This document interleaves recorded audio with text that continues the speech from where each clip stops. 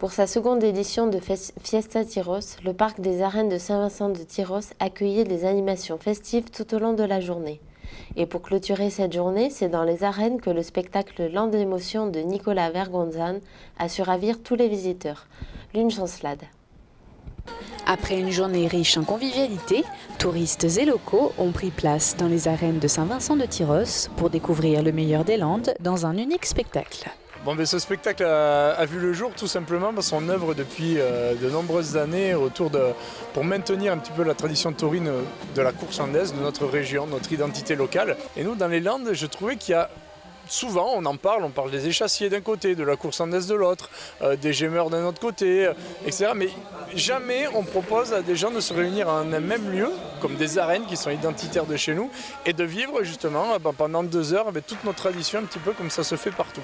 Et cette idée a germé il y a 2 ans, et on a essayé de le mettre en place l'année dernière à Mimizan, et ça a eu un énorme succès. Dedans, on a de la féerie, de la poésie, de l'émotion avec la course landaise qui mélange, qui amène les meilleurs acteurs de la course landaise actuelle. Donc voilà, c'est un spectacle très complet qui est vraiment très identitaire des Landes. On ne travaille qu'avec des vrais Landais. Pour l'instant, ça plaît, donc on continue à proposer ce projet.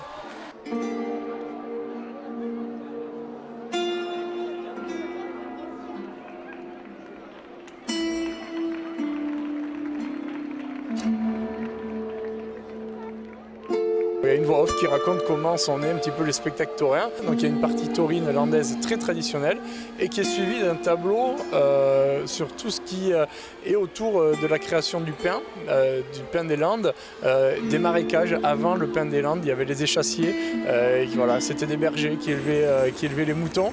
Quand les pains sont arrivés, les échassiers, eux, ont disparu, c'est donc devenu un folklore, alors tout ça on le raconte.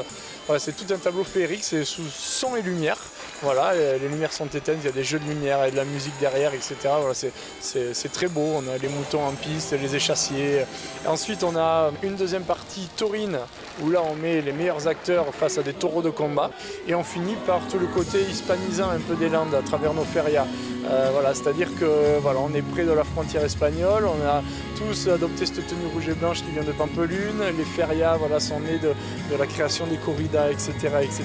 Et on finit bien sûr avec un moment super convivial, fort et avec un rassemblement banda, tout le monde un bigno grégo, des foulards rouges dans les gradins, etc.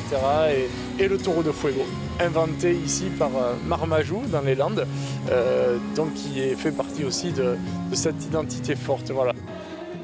Tout le public foulard rouge en main, chantant en chœur les classiques du pays, voilà une initiation complète aux traditions landaises qui marquera sûrement les esprits. C'était super, on était en famille, j'ai trouvé ça super pour les enfants, pour les adultes aussi. Je connaissais pas, j'ai trouvé c'était très impressionnant, franchement très impressionnant. Oui, on est d'ici, donc on connaissait toutes les traditions, mais toutes les traditions sont vraiment toutes réunies, donc c'est vraiment très joli. Mais c'est vraiment magnifique.